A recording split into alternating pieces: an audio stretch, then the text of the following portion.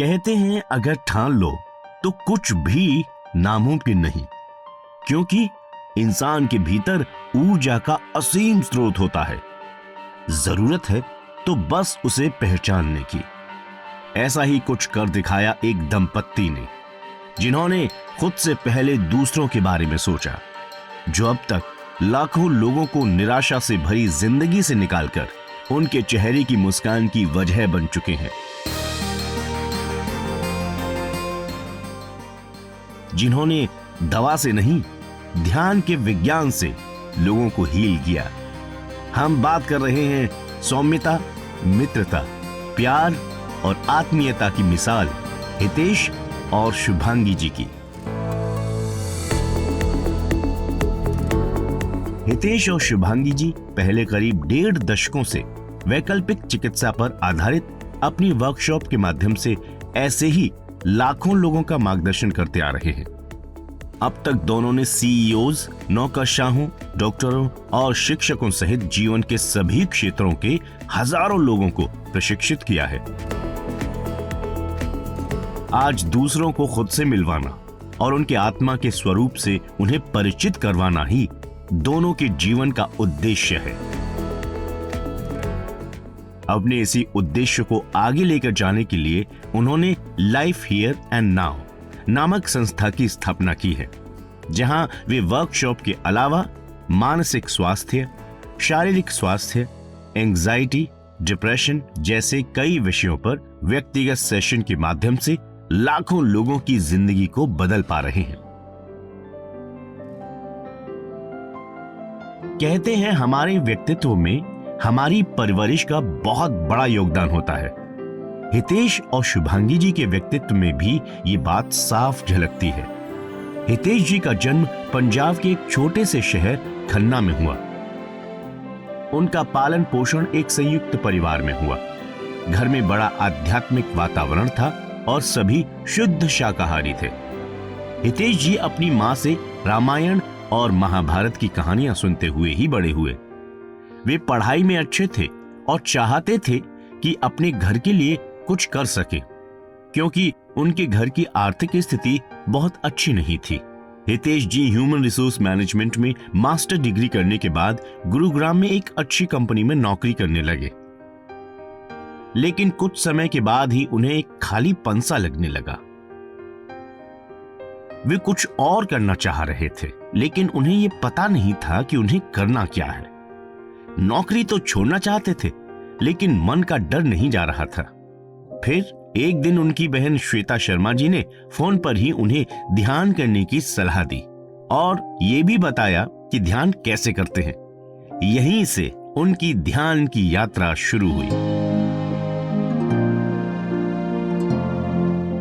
वहीं दूसरी ओर शुभांगी जी का जन्म भी एक आध्यात्मिक परिवार में हुआ, जहां सभी लोग ध्यान करते थे। यही वजह है कि शुभांगी जी भी बचपन से ध्यान किया करती थीं। उन्हें बचपन में बड़ा लाड़ प्यार मिला। उनकी जिंदगी में एक समय ऐसा भी आया जब वे खुद को हारा हुआ महसूस करने लगी। उनकी मां को कैंसर हो गया और कुछ ही वर्षों में उन्होंने देह त्याग दी। अब मां के बाद घर को संभालने की पूरी जिम्मेदारी उन पर आ गई। शुभांगी जी की औपचारिक शिक्षा पत्रकारिता और व्यवसाय के क्षेत्र में रही है।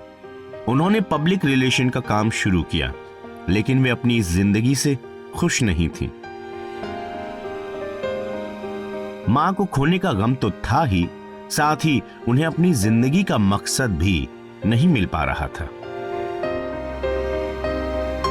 इसी बीच हितेश और शुभांगी जी के रिश्ते की बात चली। हितेश जी की चाची और शुभांगी जी की मौसी सहेलियां थीं। उन्होंने ही दोनों के रिश्ते की बात की। जब पहली बार दोनों एक दूसरे से मिले, तभी उन्हें यह एहसास हो गया कि दोनों में काफी समानताएं हैं और इससे बेहतर जीवन साथी नहीं हो सकता। दोनों को ध्यान करना पसंद था। दोनों को बच्चों से बहुत प्यार था। दोनों को जानवरों से बहुत लगाव था। जल्द ही उनकी सगाई हो गई। अब वे एक दूसरे से मिलने लगे, जब भी मिलते ज्यादातर अध्यात्म की ही बातें करते। इसी दौरान हितेश जी को दिल्ली के सफदरजंग में पत्री जी से मिलने का अवसर मिला और उन्होंने पत्री जी के साथ काफी समय बिताया। यहीं से उन्होंने पिरामिड स्पिरिचुअल सोसाइटी मूवमेंट से जुड़कर ध्यान को और बारीकी से समझा। हितेश जी की जिंदगी में एक बड़ा बदलाव तब आया जब एक वर्कशॉप में हितेश जी को क्वांटम लाइफ यूनिवर्सिटी के संस्थापक डॉक्टर न्यूटन और डॉक्टर लक्ष्मी से मिलने का अवसर मिला। इसके बाद कई बार दोनों में ध्यान और पूर्व जन्म जैसे विषयों पर काफी विस्तार से चर्चा हुई। डॉक्टर न्यूटन से मिलने के बाद हितेश जी ने अपने पूर्व जन्मों का अनुभव प्राप्त किया। इसके बाद इस विषय में हितेश जी की रुचि बढ़ती चली गई। इस प्रकार एक ओर पत्री जी तो दूसरी ओर डॉक्टर न्यूटन के मार्गदर्शन से हितेश जी के मन में जो भी दुविधाएं थीं, वे समाप्त होने लगीं। उनकी जिंदगी की सबसे बड़ी चुनौती एक अच्छी तनख्वाह वाली नौकरी छोड़कर एक ऐसे जीवन को चुनना था जहां अपने से पहले इस संसार के लोगों के बारे में सोचना था। लेकिन उन्होंने ठान लिया कि उन्हें यही करना है। उन्होंने नौकरी छोड़ दी और पूरी तरह से अध्यात्म के माध्यम से जन सेवा में जुट गए। ध्यान में आने के बाद हितेश जी ने सबसे पहले खुद पर काम किया। उन्हें 12 वर्ष की अवस्था में अस्थमा हो गया था और वो ठीक नहीं हो पाया था, लेकिन उन्होंने ध्यान के माध्यम से उसे पूरी तरह से ठीक कर लिया। वहीं शुभांगी जी के जीवन में उनकी मां की मृत्यु का एक दुख था। ध्यान की सहायता से वे इससे उबरने में कामयाब रही। इन चीजों ने उनके आत्मविश्वास को बढ़ाने में बहुत मदद की।